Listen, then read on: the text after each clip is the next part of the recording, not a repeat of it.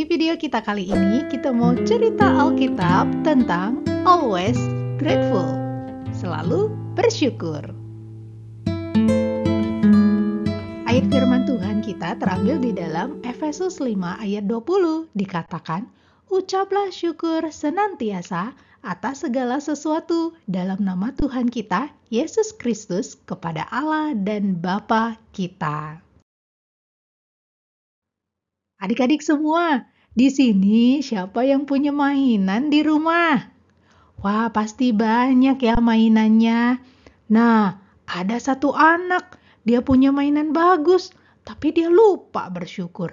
Kira-kira mainannya diapain ya? Kita lihat sama-sama ya. Let's go!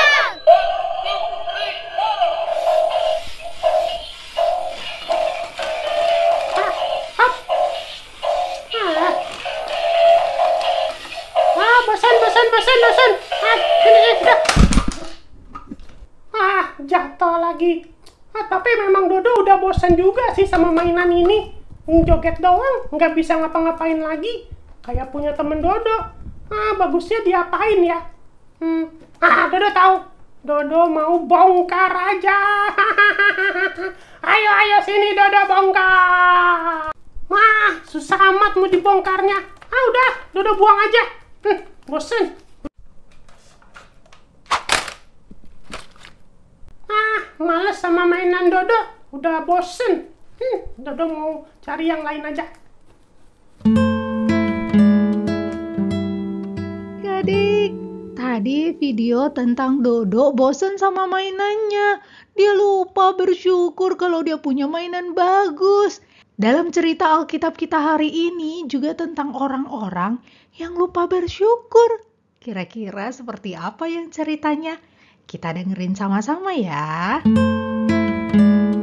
Dalam Alkitab diceritakan ada sekelompok orang dengan sakit kusta. Nah, sakit kusta di zaman dulu adalah sakit yang tidak bisa sembuh. Mereka itu dikucilkan karena sakit kusta bisa menular. Kalau deket-deket nanti bisa ikutan sakit kusta. Jadi semua orang takut deket-deket sama mereka. Kira-kira sekelompok orang ini ada berapa orang ya? Kita hitung sama-sama. 1, 2, 3, 4, 5, 6, 7, 8, 9, 10. Betul ya. Ada 10 orang kusta.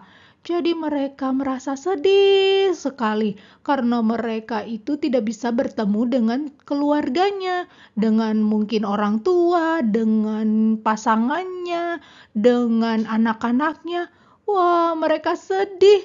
Mereka nggak bisa bertemu dengan orang lain. Mereka hanya bisa berkumpul dengan teman-teman yang sama-sama sakit kusta. Di antara 10 orang ini, ada 1 orang Samaria. Jadi 9 orangnya itu adalah orang Yahudi. Jadi sebenarnya orang Yahudi sama Samaria sebelumnya itu nggak temenan. Tapi karena sama-sama satu penyakit, jadinya mereka temenan deh. Jadinya mereka satu tempat deh tinggal bersama. Diceritakan suatu hari, Yesus melewati desa mereka. Wah, Yesus yang hebat itu loh, yang bisa melakukan mukjizat. Ketika mereka dengar Yesus akan lewat desa mereka, mereka senang sekali. Kemudian mereka akhirnya saling berdiskusi satu dengan yang lain. Ada yang berkata, katanya Yesus mau lewat desa kita. Ayo kita pergi menemui Yesus. Kemudian ada yang lain bilang, gak bisa. Kita kan gak boleh masuk desa. Kita gak boleh deket-deket orang. Kemudian ada yang pikir, kita teriak dari jauh aja. Gak boleh deket-deket kan. Ya yang penting ketemu Yesus. Kemudian ada yang bilang, betul juga. Ayo kita pergi cepat, kita mau ketemu Yesus. Dia kan hebat. Siapa tahu bisa sembuhin kita. Dan dengan segera mereka jalan dan mereka itu menemui Yesus dari jauh. Dari kejauhan mereka berteriak, Yesus, Guru, kasihanilah kami. Yesus, Guru, kasihanilah kami. Yesus, Guru, kasihanilah kami. Guru, kasihanilah kami. wah, mereka minta kasihan sama Tuhan Yesus, minta belas kasihan supaya mereka itu disembuhkan. Nah, kira-kira Tuhan Yesus sembuhkan gak ya? Wah, tentu saja Tuhan Yesus mau menolong mereka. Tapi, seperti apa ya yang dikatakan oleh Tuhan Yesus? Pergi, perlihatkan dirimu kepada imam. Wah, Tuhan Yesus malah suruh mereka pergi memperlihatkan diri kepada imam. Adik-adik, kalau zaman dulu, orang kalau sakit kusta dan benar-benar sembuh, dia harus memperlihatkan kepada imam. Tapi ini 10 orang kusta belum sembuh. Kenapa Tuhan Yesus suruh perlihatkan diri kepada imam ya? Wah, mereka kebingungan. Tapi kira-kira mereka mau taat nggak ya dengan apa yang Tuhan suruh? Wah, kita lihat ya. Ternyata mereka mau taat. Mereka berjalan. Sampai di tengah jalan mereka kaget. Mereka bingung. Hah? Tangan kakiku sudah sembuh. Ada yang bilang, aku juga sudah sembuh. Aku mau pulang kasih tahu papa mamaku. Ada juga yang bilang, aku senang. Aku mau pulang. Aku mau kasih tahu anakku. Aku juga sembuh, tanganku tidak sakit lagi. Aku mau pulang cepet. Jadi semuanya satu persatu pulang. 1, 2, 3, 4, 5, 6, 7, 8, 9. Semuanya pulang ke keluarganya. Kamu tahu? Hanya sisa 1 orang yang masih berdiri dan diam di situ. Dan masih bingung kok bisa sembuh. Kaget, dia takjub kepada apa yang terjadi. Kemudian 1 orang itu adalah orang Samaria. Dia ingat kalau yang menyembuhkan dia adalah Tuhan Yesus.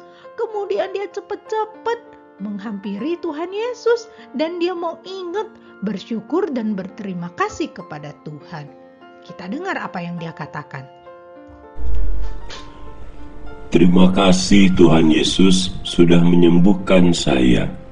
Engkau sangat baik. Wah, dia ingat kalau Tuhan Yesuslah yang sangat baik yang sudah menyembuhkannya. Kira-kira Tuhan Yesus bilang apa? Kenapa hanya kamu yang kembali datang? Di mana 9 orang yang lain? Wah, Tuhan Yesus bingung. Bukankah ada 10 orang yang disembuhkan? Kenapa hanya 1 orang yang pulang bilang terima kasih? Wah, Tuhan Yesus bertanya, di mana yang lainnya? Yesus kecewa karena yang lainnya lupa bersyukur sama Tuhan. Anak, hari ini kita diingatkan untuk selalu ingat bersyukur kepada Tuhan Yesus yang baik dalam hidup kamu. Pasti banyak ya kebaikan Tuhan yang bisa kamu renungkan. Khususnya untuk kali ini mungkin kamu yang banyak yang sudah naik kelas. Kita bisa bersyukur loh sama Tuhan. Bersyukur karena Tuhan masih kasih sekolah buat kamu. Tuhan bisa menolong kamu, bisa kasih kamu kepintaran, sehingga kamu bisa sekolah, kamu bisa ujian, kamu bisa mengerjakan PR, dan kamu bisa naik kelas. Ingat ya, bersyukur karena kamu masih bisa sekolah.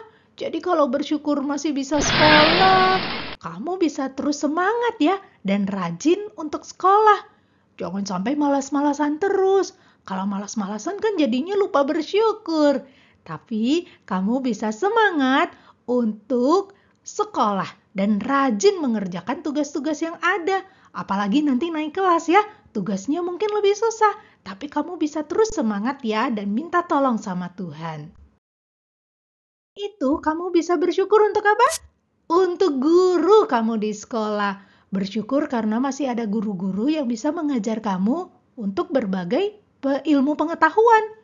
Tuhan sudah pakai guru untuk menolong kamu menjadi anak yang pintar. Nah, kalau kamu bersyukur untuk guru-guru kamu, berarti kamu bisa belajar untuk taat dengan guru kamu. Jadi, enggak dimarah-marahin gurunya atau dikesel-keselin gurunya, tetapi kamu mau belajar untuk mendengarkan apa yang disampaikan oleh guru ya dengan baik. Kemudian, kamu juga bisa bersyukur untuk bersyukur untuk papa mama kamu. Bersyukur karena papa mama kamu udah sayang kamu, memberikan sekolah buat kamu, memenuhi segala kebutuhan kamu. Nah, kalau kita bersyukur kepada orang tua, artinya kamu mau dengerin juga apa yang disampaikan oleh orang tuamu. Cobalah untuk belajar taat. Mungkin kadang-kadang kita mau melawan, tapi ingat ya, orang tua itu adalah dari Tuhan. Kamu bisa belajar untuk menghormati orang tuamu. Orang tuamu juga yang kasih sekolah loh buat kamu. Begitu juga kamu bisa bersyukur untuk apa? Untuk teman-teman kamu. Bersyukur karena kamu bisa punya teman-teman di sekolah maupun yang ada di rumah. Ingat, ketika kamu bersyukur untuk teman-teman kamu, artinya kamu mau sayang teman kamu. Temennya bukan untuk diledekin, bukan untuk dimusuhin, bukan untuk dipukul, tetapi untuk disayang. Itu adalah tanda kamu bersyukur untuk teman-teman yang Tuhan sudah berikan. Anak-anak, demikianlah firman Tuhan kita kali ini yang mengingatkan kita, jangan lupa bersyukur ya. Ingat untuk bersyukur senantiasa kepada Tuhan dalam segala hal. Sampai bertemu di video selanjutnya. Tuhan Yesus memberkati.